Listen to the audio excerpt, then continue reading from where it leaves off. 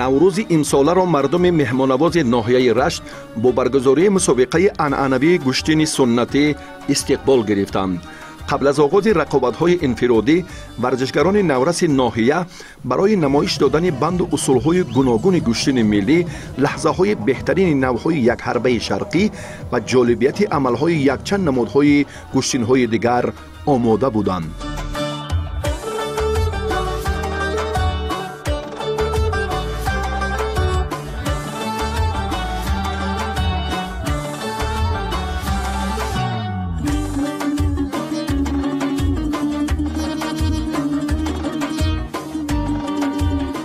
дар маросими ифтитоҳ раиси ноҳияи Рашт Идизода Зарина Фузайлшо моҳияти баргузории мусобиқаро ёдовар шуда, аз ҷаҳонӣ шудани он бо ифтихор сухан намуд. Зиёда аз 100 нафар наврасоне ки дар макотиби варзишии ноҳияи Рашт ба машғулиятҳои мураббиён фарогир мебошанд, дар майдон саргарми амалҳои ҷолиби намудҳои варзиш буданд. аз минтақаи шарқ ва ғарби майдони марказии ноҳия намоишҳо шурӯъ гашта то ба маркази майдон якчанд лаҳзаҳои диданӣ ва партовҳои беҳтарини паҳлавонони наврас манзури тамошобинон гардонида шуд. баъди ин ду самти дигари варзишгоҳро мухлисон пур намуда интизори оғози сабқатҳои варзишгарони наврас буданд.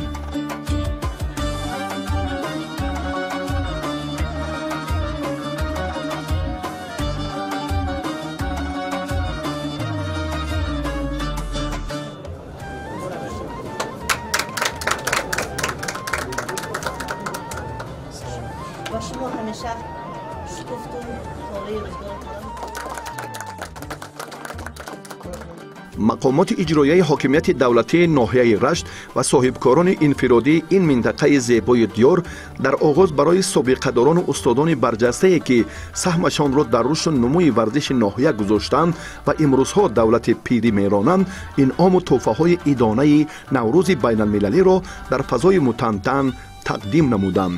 ин иқдом низ ба собиқадорони гӯштини миллӣ писанд омад. ҳар қадаре ки таваҷҷӯҳ ба устодони шоистаи варзиш беҳтар гардад, ҳамон қадар муҳаббати насли наврасу ҷавон низ ба идомаи анъанаҳои ниёгон боз ҳам устувортар хоҳад шуд.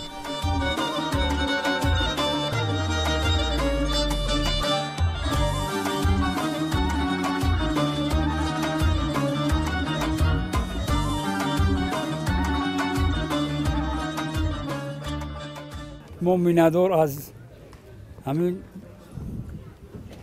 бизнесменои ҳамин ноҳияи Рашт ки собиқадорони гӯштина мисол чӣ каранд, қадрдонӣ каранд.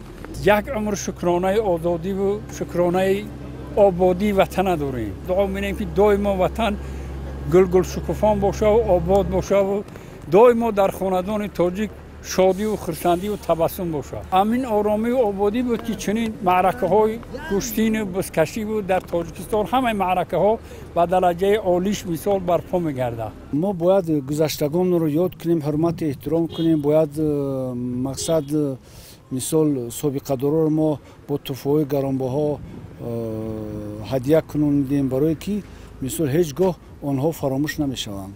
خب این با تربیت جوانان و نورسان چی میدید؟ با تربیت جوانان و نورسان وای میته که وای ها هم باشد جوانان باید همین کار تکرار کنند که ورزشگرایی که مثال سن سالشون رفتن با از بالاتر رفتن باید برای حرمت احترام کنند، با همین خیلی قدردانی کنند. майдонро дар оғоз кӯдакону наврасон ҷолиб намуданд. онҳо бо як сабку услуби хоси худ майдондории зебо нишон дода ба инъому тӯҳфаҳои арзанда сарфароз гардонида шуданд. теъдоди варзишгарони наврас беш аз 100 нафарро ташкил менамуд ки барои анҷоми сабқатҳои онҳо 1 соат низ кам буд. ба ин нигоҳ накарда доварону мутасаддиёни чорабинӣ имкон пайдо карданд ки марҳилаи аввалу дуввуми мусобиқотро бо муваффақона дар вақти лозима ҷамъбаст намоянд. гӯштини миллӣ беҳад шаомати наз дошт. тамоми ҷавононро бо ба ҳамин кор мисол шавқманд кард.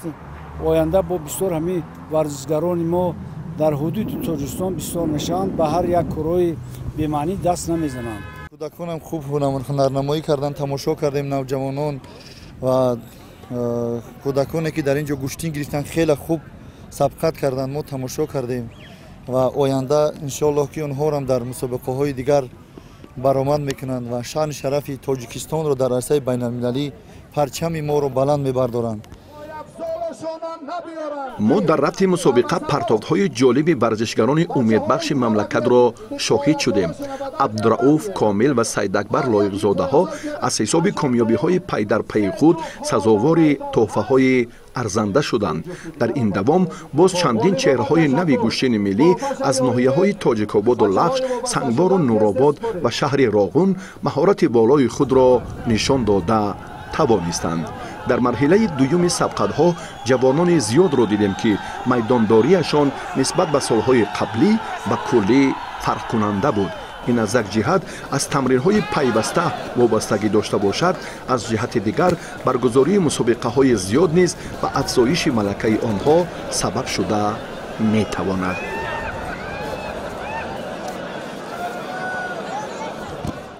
албатта хеле ҷавонои лоиқатманд баромад карданд. бозам меҳнат кунанд, зиёдтар тамрин кунанд. иншоалло паҳлавонои хуб аз миллати тоҷик, паҳлавонои номдор мебаранд. барои ин чӣ бояд кард аз нигоҳи шумо? сидқан меҳнат кардан дар кор, дар пеши худ мақсад мондан дар кор, барое ки паҳлавоне ки мақсад надошта боша, машқи вай, тамрини вай ба қуллаи баланд намерасад. мақсад мондан дар кор ки ман то чемпиони ҷаҳон шудан ё чемпиони олимпӣ шудан, то ҳадафи охирина мо ҳаракат кунему, тамрин кунем, худро нишон диҳем, мешавем. дар марҳилаҳои аввалу дуюм мизробшоҳи ёрибек, субҳиддин ва моҳиддин халиловҳо ва якчанд паҳлавонони ноҳияҳои файзободу нуробод ва шаҳри душанбеву кӯлоб маҳорати баланд нишон доданд. аммо барои идомаи сабқатҳо фурсати муносиби нерӯсанҷӣ ба миён наомад, чунки дар 3 гилеми майдон якбора 5 ҷуфт андари майдон мешуданд ки ин ба рафти муборизаи паҳлавонони касбӣ то андозае халал ворид менамуд. ба ин нигоҳ накарда шумораи муддаиён ва нафарони талабгори тӯҳфаҳои шоистаи мусобиқа дар 2 соати аввали чорабинӣ кам намешуд. яке аз сабабҳои асосии он ин ҳавасмандӣ ва тартиби дурусти нерӯсанҷиҳо ва ҷобаҷогузории паҳлавонон мебошад.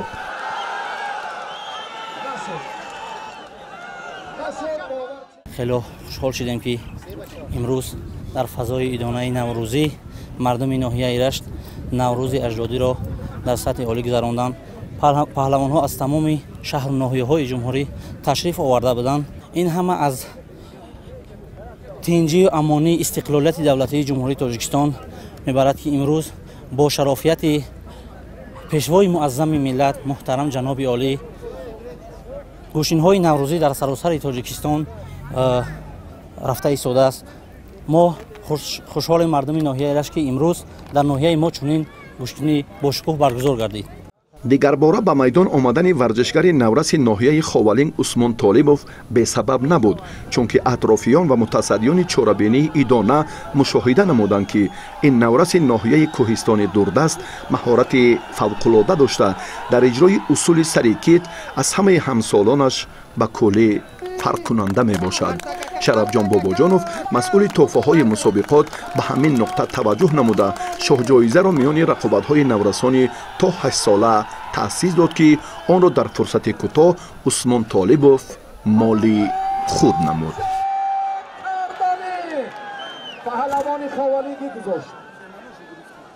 سلام عرض می‌کنم خدمت بینندگان عزیز. من از روز گذشته دومین مسابقات اولی که در منطقه یابان بود و امروز هم که در منطقه رشت و شهر قرم مسابقات بسیار خوب با شور و حرارت زیاد. در واقع سنت‌های ملی هست که به مناسبت نوروز همه ساله برگزار میشه. قهرمانان خوبی هم شرکت کرده بودن از طرف در واقع دوستداران ورزش، هم جوایز بسیار ارزنده‌ای به اونها تعلق گرفت که به همشون تبریک میگم. در دوام سبقت‌های جالب ما شاهد چندین نیروسنجی‌های پهلوانان معروف کشور شدیم. برابر آغاز مرحله دوم نورسانی که وزنشان از 50 کیلوگرم بالا بودند برای گرفتن تحفه‌های ارزششان از 1000 سومانی بالا توجه نمودند.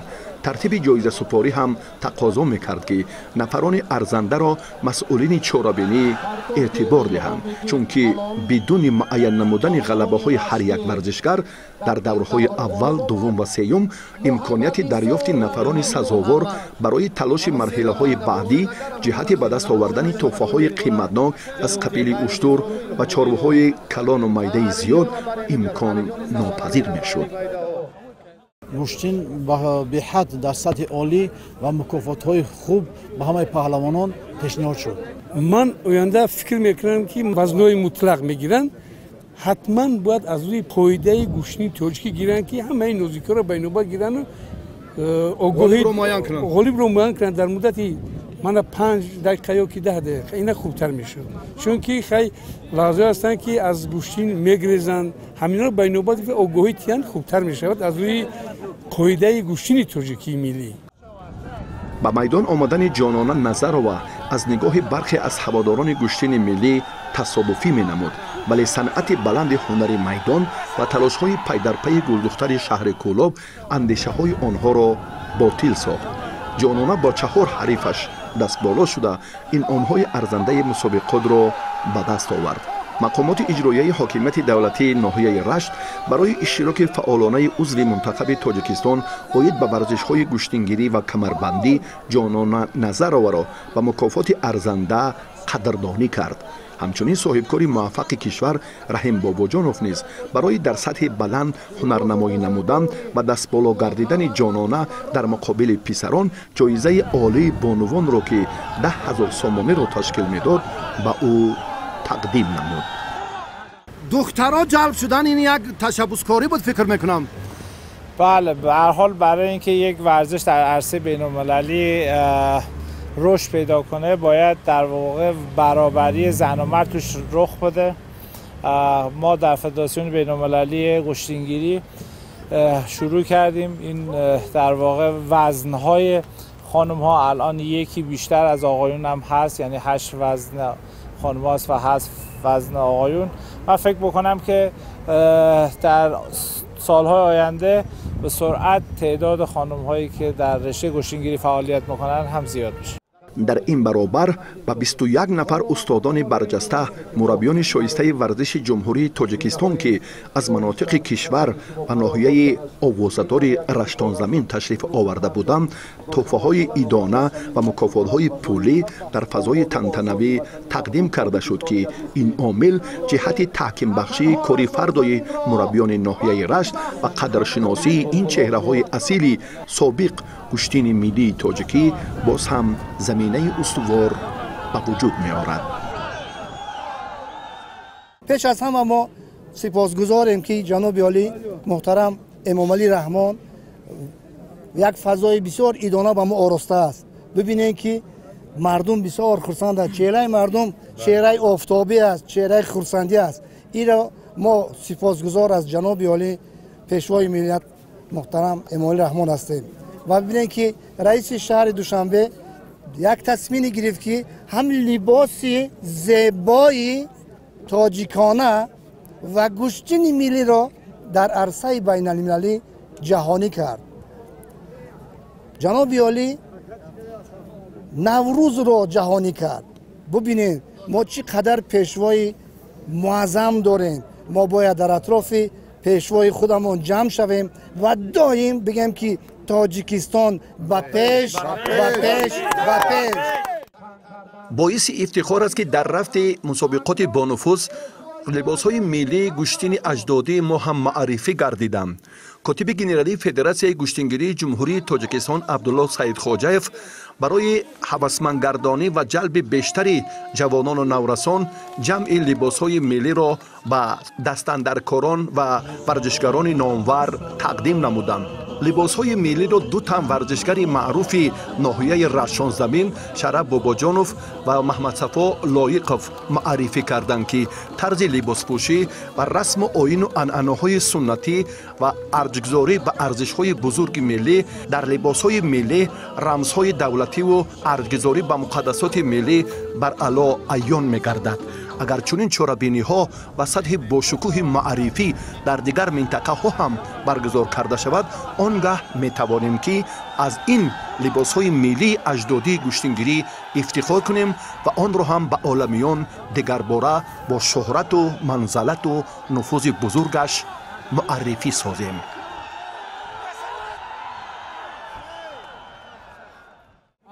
به میدان آمدن پهلوانان صلح همروز رجبوف، محمد اقبال تاشوف و چندین نفران دیگر به رفت مبارزه گوشتینگیران منطقه‌های گوناگون کشور تأثیری نیک رسانید. اینچنین اشتراک ورزشکاران با استعداد شهر دوشنبه و ناحیه رودکی در مرحله سیوم سبقت‌ها نفوذ و سطح بلند چاره‌بینی را بار دیگر بالا برد. ارزش هر یک سبقت و تحفه معین دورهای دیگر آهسته آهسته بهتر می شد که این نوع هوسمندی برای چهره‌های با هنر زمینه فراهم آورد که مبارزه سزاوار را تا به آخر مسابقه نشان دهند.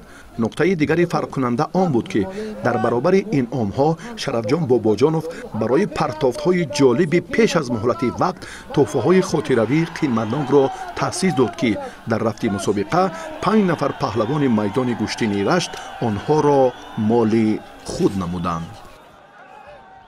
با سن 17 در اومدید اما با 20 سالها گوشتین گرفتید. این چه حالات بود؟ خیلی مشکل است از سببی که سن سال آنها کلانند، ولی از برای که مشق و تمرین ها بسیارند ما با آنها پیروز میشویم. گوشتین و مردم علاقه دوست می‌دارند. شما ایران چگونه پذیرایی دارید؟ گوشتین ما رو نه گوشتین ملی رو. گوشتین ملی وطنی خودمون است. برای همین همه مردم تاجیک ناز می‌کنند. فضا چه خیلی بود؟ فضا خیلی فضای خوب، بهترین فضا گوشتینگیری از همه خوبش و خیلی گوشتینگیران خوب بودن. برای همه فضای خوب شد. مرحله به میان آمد که برای دریافت مکافات عالی شاه جایزه اول مرسدس بنز نفران وزن میانه داشته را معین نمایند. در ابتدا به هنر پهلوان صلح همروز رجبوف هیئت داوران بهای مناسب دادند. سپس مهارت ورزشکاری رشت مزراب یاریبکزاده را نیز مورد تحلیل قرار دادند که از نتیجه نیروسنجی‌های انجام داده متصدیان چاره‌بینی مناسب دانستند که هر دو برای به دست آوردن شاه جایزه نخست مسابقات مبارزه برند. و رفت تلاش پهلوانان جالبیت خاصی خود را داشت. جایزه‌دار مدال برنجی قهرمانی جهان اوید بسام با همروز رجبوف چندین کوشش پرتافتن رقیب را در دقیقه‌های اول نشان داده باشد هم، اما در سمت دفاع مزروب یاریبک افضلیت را به دست گرفته هنگام حرکت دقیقه پنجم رقیب امکان پیدا کرد که عمل مناسب را برای دریافت مکافات ارزنده انجام دهد. محض همین حالت برای کامگاری پهلوان میزبان امکانیت وسیع را فراهم ساخت.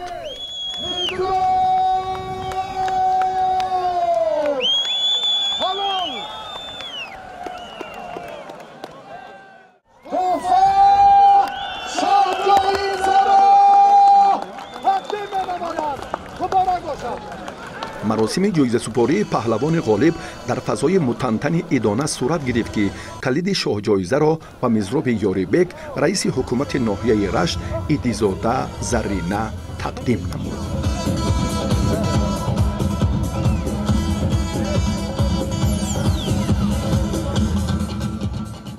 آمادگی ها با گوشتینگ گرم خیلی خوب بود. با همراهی استادمون خورشید حکمتوف و همراهی پدرمون سحر و بیگا فقط ماش. خب بعد این چی نقشه ها شما رو در پیش است؟ نقشه ها با مسابقه های بین المللی پرچم تاجیکستان رو بلند برداشتن. وقتی که فرزند در میدان گوشتین میگیرد برای پدر به حد هم وزمین است. لیکن مزروشو از فرصت استفاده برده با غالب برآمد و صاحب شاه جایزه شد. خب درباره رقیبش معلومات زیادتر هم داشتید؟ همراز رو میدونن مردم.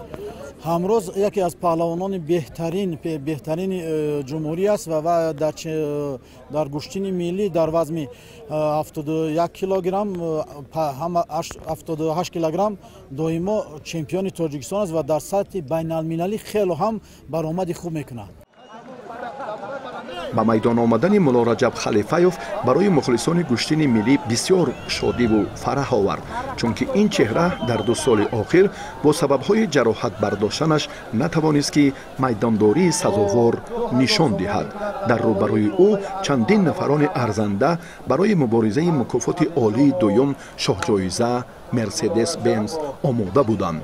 محض محمد عیسی رجبوف و علی جان سفرعلی را اکثر مخلصان گوشتین اجدادی برای رقابت مرحله نهایی نفران ارزنده معرفی کردند. این گفته ها باز در میدان اثبات دقیق خود را نیز پیدا نمود. نیروسنجی مولا رجب خلیفیوف و علی جان سفرعلی در به دست آوردن شاه جایزه دوم دیر دوام نکرد. این مراتبه نیز مولا رجب خلیفیوف باز به دلهای مخلصان سرشمار خود راه یافت و تنتنه گوشتین رشت را با پرتافت جالبش شهامت دیگر بخشید.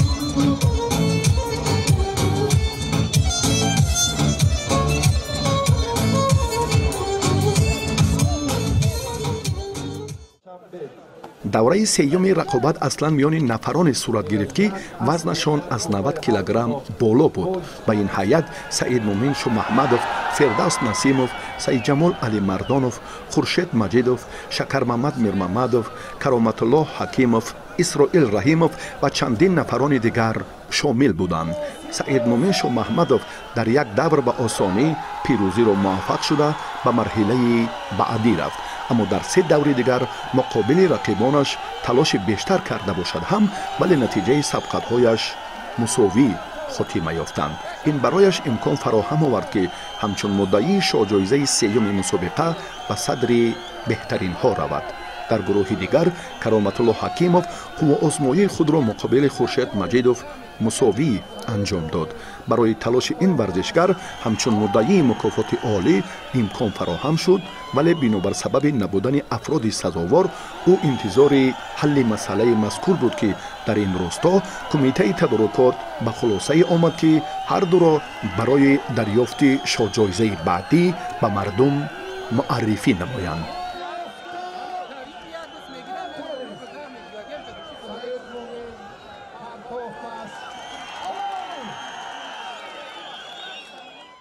مبارزه گرانوزن‌ها برای دریافت مکافات ارزنده شاه جایزه автомашین کیا خیلی طول کشید. دستور سرداور و افراد مسئول چاره‌بینی هم ثمر نآورد. آنها اجازه دادند که داور پرتافت آخر را بیرون از گلیم نیز به این نوبت گیرد، ولی در 36 دقیقه وقتی سپری شده به هر دو میسر نشد که امتیاز ضروری را به دست آورند. گرانوزن‌ها در تاجیکستان زیاد شدن که نتیجهشون مساوی بود رقابت‌های اکثرشون. چی علت از نگاه شما؟ یکی از این اشکالاتی که به این در واقع مسابقات در واقع میدانی هست این که در سنگین وزن اکثرا سنگین وزن‌ها به نتیجه دلخواه نمیرسن. به جهت ساختار این ورزش من فکر میکنم که باید یا به صورت مسابقه اینا برگزار بشه یا اخطارها به ویژه اخطار کمکاری رو اینجا لحاظ کنن که حداقل قهرمان‌ها از هم مشخص و متمایز بشن. بچه‌هایی که برآمد میکنن کمک چخیل فهمونم که نازکی گوشتی رو خیلی میکنم که کمبودی هست. فند فریب ریاکسیا همین چیزا کمبودی هست. وزنای میانه خوب برآمد میکنه. وزنای کلان ما سرعتشون سستی میکنه. با گوشتینی که بین الملل برآمد کردن باید فند فریب مثل ژاپنی هایی که 100 کیلو برآمد میکند فند فریب و هیله و نایرنگ در گوشتین است او به درجه عالی اجرا میکنه. پیش از خاتمه مرحله سیوم سبقت‌ها خورشید مجیدوف با شکرممد میرممدوف نیروسنجی کرد، اما در این میدان افضلی دو پهلوان وزن گران به مشاهده نرسید. شخصان متصدی به خلاصه آمدند که رقابت آنها را با نفران دیگر تشکیل نمایند. در مدت 1 ساعت و 45 دقیقه 36 جفت دیگر در وزن‌های مختلف با هم نیروسنجی کردند، اما 2 نفر مساوی کرده رقیب سزاوار خود را در میدان پیدا کرده نتوانستند. از این نقطه نظر رحیم باباجانوف جام عالی مسابقه را به نام شکرممد میرممدوف تأسیس داد که مبلغ عمومی آن 100,000 سومانی را در بر می‌گرفت. برای این مدعیان زیاد از قبیل فردوس نسیموف، سید جمال علی مردانوف، خورشید مجیدوف، کرامت الله حکیموف، سید مومن شامرادوف، اسرائیل رحیموف به میدان برآمدند. جمع این نتایج سبقت‌ها ثابت کرد که در این دور شخص ارزنده خورشید مجیدوف محسوب می‌یابد. باز دیگر باره هر دو برای دریافت جام عالی مسابقات مبارزه را آغاز کردند. در این دوام وقتی طولانی هم پشت سر شده باشد، اما به هر دو میسر نشد که در میدان رشتان زمین صاحب 100,000 سومانی گردند. توفه ها چگونه بودند؟